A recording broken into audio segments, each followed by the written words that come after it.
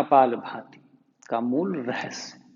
यद्यपि कपालभाति को प्राणायाम नहीं कहते, वो एक डिटॉक्सिफिकेशन की क्रिया है, लेकिन हम यहाँ पर उसको प्राणायाम का ही दर्जा आजकल लोग दे दिए हैं, तो उसको हम प्राणायाम को ही मानेंगे, क्योंकि सांस की एक्सरसाइज तो है ही है वो। कपालभाति क्या है, क्यों करना चाहिए और क्या क्या बेनिफिट हो सकते हैं, आज तीनों पे हम बात करेंगे। कपालभाति एक्चुअली छींकने की क्रिया है। ऋषियों ने इसे छींकने से कॉपी किया है, ये मेरा अनुभव है। कोई आदमी छींकता क्यों है और कब है? छींकते कब हैं? जब किसी में कफ और कोल्ड होता है, जुकाम होती है, तभी उनमें छींकना आता है। और वो छींकना इतना तेज छींकते हैं कि हमारे अंदर के टॉक्सिन्स बाहर निकलने लगते हैं। छींकने से एक और क्रिया होती है, ये हमारे बॉडी का अपना कॉन्स्टिट्यूशन है। छींकने से बॉडी की हीट जनरेट होती है और फ्रंटल ब्रेन में हीट जनरेट होती है, ध्यान दें। तो कफ और कोल्ड में ये हिस्सा और ये हिस्सा जाम होने लगता है, नाक का फ्रंट हिस्सा जाम होने लगता है। तो उसी समय आप छींकना शुरू करते हैं। छींकने का मतलब है कि ये हिस्सों में गर्मी आप पैदा कर रहे हैं, तो ये हिस्से से जो कफ है, वाटर का हिस्सा है, उसको आप रिड्यूस कर रहे हैं। तो पहली बात, आप खुद अपना मास्टर अभी बन जाएंगे, आप इतनी अंडरस्टैंडिंग बढ़ जाएगी। पहली बात कि आप छींकते कब है? जब जुकाम बहुत बढ़ गया, जब आपकी नाक बंद हो गई, जब आपका यहाँ पे पानी भर गया, तब आप छींकते हैं। तब आपको गर्मी की जरूरत पड़ती है।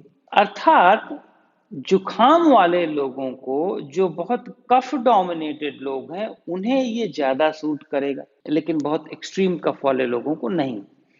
जो मध्यम कफ डोमिनेटेड लोग हैं, और सभी लोग कपालभाति नहीं कर सकते। इसीलिए मेरी डायग्नोसिस में हमेशा ये रहता है कि इंडिविजुअल पर फोकस होना चाहिए, ये कपालभाति या कोई भी क्रिया। तो छींकना कफ और कोल्ड में अपने आप होने लगता है। किसी किसी आदमी को देखो तो वो 12 महीने उनको कफ और कोल्ड बना रहता है, उनकी नाक बंद रहती है, उनको इन्फेक्शन होने लगते हैं, तो उनको कपालभाति सबसे अधिक सूट करती है। तो यदि वो कपालभाति के फॉर्म में छींकेंगे तो वो बहुत सूट करेगी, लेकिन ध्यान दें, उसकी एक अपनी लिमिटेशन होनी चाहिए। ये वेट को लॉस करने के लिए अगर कोई कर रहा है तो वो गलत है। वेट लॉस करने के लिए अगर आप घंटे घंटे कपालभाति झोंक रहे हैं, तो इसका मतलब है कि आप कहीं न कहीं अपने सिस्टम को इम्बैलेंस करने की कोशिश कर रहे हैं, क्योंकि छींकना आपकी नेचुरल टेंडेंसी नहीं है। जब बॉडी के अंदर कुछ प्रॉब्लम आती है, कफ और कोल्ड, तभी बॉडी का कॉन्स्टिट्यूशन छींकने के लिए आपको मजबूर करता है। तो जब प्रॉब्लम आए तब आप छींकें, लेकिन घंटों घंटों तक नहीं। उसकी एक अपनी लिमिटेशन होती है, और वो डिजाइन होता है प्रोग्राम कि कपालभाति में भी कैसे कपालभाति करें, कौन सी नॉस्ट्रिल बंद है, खास करके राइट नॉस्ट्रिल।